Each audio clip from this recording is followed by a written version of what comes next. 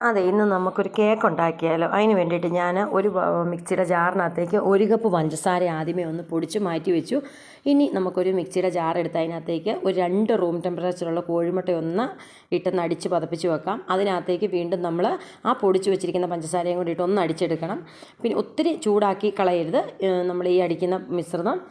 ഇനി അതിനകത്തേക്ക് നമുക്കൊരു 1/2 കപ്പ് സൺഫ്ലവർ ഓയിലോ ഗോൾഡ് വിന്നർ ഓയിലോ വെളിച്ചെണ്ണ അല്ലാത്ത എന്ത് ഓയിലും കൂടെ നമുക്ക് ചേർത്ത് ഒന്നുകൂടെ ഒന്ന് അടിക്കണം. ഇനി അതിനകത്തേക്ക് നമുക്ക് ഒരു 1.5 ടീസ്പൂൺ നമ്മുടെ വാനില എസൻസും കൂടെ ഒന്ന് ഒഴിച്ച് കൊടുക്കണം. നമ്മളൊരു സ്പോഞ്ച് വാനില കേക്കാണ് ഉണ്ടാക്കുന്നത്. ഇനി നമുക്ക് നമ്മുടെ ബാറ്റർ മാറ്റി വെച്ചിട്ട് നമുക്കൊരു അരിപ്പയ്ക്കകത്തോട്ട് അല്ലെങ്കിൽ ഒരു ബൗളിനകത്തോട്ട് നമുക്ക് ഒരു 1.5 കപ്പ് മൈദയും 1.5 ടീസ്പൂൺ നമ്മുടെ ബേക്കിംഗ് പൗഡറും 1 ടീസ്പൂൺ നമ്മുടെ ബേക്കിംഗ് സോഡയും കൂടെ ഇട്ട് 1 പിഞ്ച് ഉപ്പും കൂടെ ഇട്ട് നന്നായിട്ടൊന്ന് തെള്ളി നമുക്ക് ഒരു 3 പ്രാവശ്യം തെള്ളി നമുക്ക് അതൊന്ന് കൂട്ടൊന്ന് മിക്സ് ചെയ്തെടുക്കാവേ. അപ്പോൾ നമുക്ക് ഈ മൈദയുടെ കൂട്ടൊന്ന് തെള്ളി മാറ്റി വെച്ചതിന് ശേഷം നമ്മുടെ ബാറ്റർ നമുക്കൊരു ബൗളിലേക്ക് ഒഴിച്ചു കൊടുത്ത് നമ്മുടെ ഈ മൈദയുടെ കൂട്ടൊരു 3 പ്രാവശ്യമായിട്ട് നമുക്കിട്ട് കട്ട കെട്ടാതെ നല്ലപോലെ ഒന്ന് ഇളക്കി കൊടുക്കണം. നമുക്ക് അതിനകത്തേക്ക് വെള്ളം കുറവാന്ന് തോന്നിയ ഒരു 3 സ്പൂൺ പാലും കൂടി ഒന്ന് ഒഴിച്ച് വേണം നമ്മുടെ കേക്കിൻ്റെ ബാറ്റർ ഒന്ന് തയ്യാറാക്കാനായിട്ട്. ഇനി നമുക്ക് നമ്മുടെ കേക്ക് ട്രേക്കകത്തേക്ക് ഒഴിച്ച് നന്നായിട്ട് എയർ ബൗൾസൊക്കെ ഒന്ന് കുത്തിക്കളഞ്ഞിട്ട് നമുക്കൊന്ന് ബേക്ക് ചെയ്തെടുക്കാം. ഞാനിത് ഓവനകത്താണ് വെക്കുന്നത്. ഞാനൊരു 150 ഡിഗ്രിയിൽ ഞാനൊരു 30 മിനിറ്റാണ് ഞാൻ ബേക്ക് ചെയ്യാനായിട്ട് വെച്ചിരിക്കുന്നത്. ചെറിയ കേക്കാണ്, അതുകൊണ്ടാണ് ഞാൻ അങ്ങനെ വെച്ചിരിക്കുന്നത്. അപ്പം നമ്മളങ്ങനെ നമ്മുടെ 30 മിനിറ്റ് കറക്റ്റ് കഴിഞ്ഞപ്പോഴത്തേക്ക് നമ്മുടെ കേക്ക് റെഡിയായിട്ട് വന്നിട്ടുണ്ട്. നല്ല പഞ്ഞി പോലത്തെ നല്ല വാനില കേക്കായിരുന്നു. ഒട്ടും എന്താ പറയുക, നല്ല സോഫ്റ്റാണ്. തീരെ ചെറിയൊരു കേക്കുമായിരുന്നു.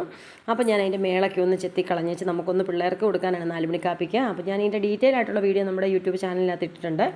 ഇനി നമുക്ക് നമ്മുടെ കേക്ക് ഒന്ന് മുറിച്ച് വെച്ചു. ഇനി നമുക്കൊരു പഞ്ചസാര പാനി ഉണ്ടാക്കണം. എല്ലാവർക്കും അറിയാവുന്ന ഒരു 3 സ്പൂൺ പഞ്ചസാര ഇട്ട് ഒന്ന് തീയെ വെച്ചൊന്ന് തിളപ്പിച്ച് നമ്മുടെ കേക്ക് ഒന്ന് സോക്ക് ചെയ്യാൻ വേണ്ടിയിട്ട് ഇനി നമ്മളൊരു പാത്രത്തിനകത്തേക്ക് ഒരു 1.5 കപ്പ് വിപ്പിംഗ് ക്രീം ഞാൻ ഒഴിച്ചിട്ടുണ്ട്.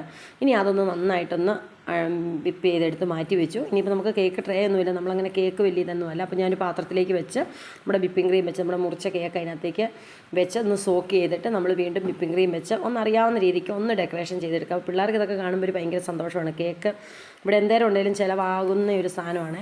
അപ്പോൾ അടിപൊളിയായിരുന്നു പിള്ളേർ പറഞ്ഞു കേട്ടോ, നല്ല സൂപ്പർ ടേസ്റ്റ് ആയിരുന്നു എന്ന് പറഞ്ഞു. അപ്പോൾ അങ്ങനെ എനിക്കറിയാവുന്ന രീതിക്ക് ഒരു ആനച്ചന്തത്തിൽ ഞാൻ ഒന്ന് നന്നായിട്ടൊന്ന് ഡെക്കറേഷനൊക്കെ ചെയ്ത് ഒരു രസത്തിന് വേണ്ടിയിട്ട് എൻ്റെ ഇച്ചിരി സ്ട്രോബെറിയുടെ ഫുഡ് കളർ ഇരിപ്പുണ്ടായിരുന്നു, ഞാൻ അതൊക്കെ ഒന്ന് ചേർത്ത് അങ്ങനെ ഒന്ന് ഡെക്കറേഷൻ ചെയ്ത് വെച്ചു. എനിക്കറിയാവുന്ന രീതിക്ക്, ഞാൻ കേക്കിൽ വലിയ എക്സ്പെർട്ടൊന്നുമല്ല. അപ്പോൾ ഇതായിരുന്നു അവസാനം ഒരു ഫൈനൽ ലുക്ക് എന്ന് പറഞ്ഞു. പക്ഷേ ലുക്കില്ലെങ്കിലും കഴിക്കാൻ നല്ല സൂപ്പർ ടേസ്റ്റ് ആയിരുന്നു. ഇവർ പറഞ്ഞു നല്ല അടിപൊളി കേക്കായിരുന്നു എന്ന് പറഞ്ഞു. അപ്പോൾ പിള്ളേരൊക്കെ സ്കൂൾ വിട്ട് വരുമ്പോഴത്തേക്ക് എല്ലാവരും ഇങ്ങനെയൊക്കെ ഒന്ന് ട്രൈ ചെയ്ത് നോക്കണം കേട്ടോ. അപ്പോൾ പിള്ളേർക്ക് ഭയങ്കര സന്തോഷമാവും. നമുക്ക് വലിയ ചിലവൊന്നുമില്ല. അപ്പം ഇന്നത്തെ വീഡിയോ എന്ന് പറഞ്ഞാൽ ഇത്രയേ ഉള്ളൂ. അപ്പോൾ tata bye bye, see U.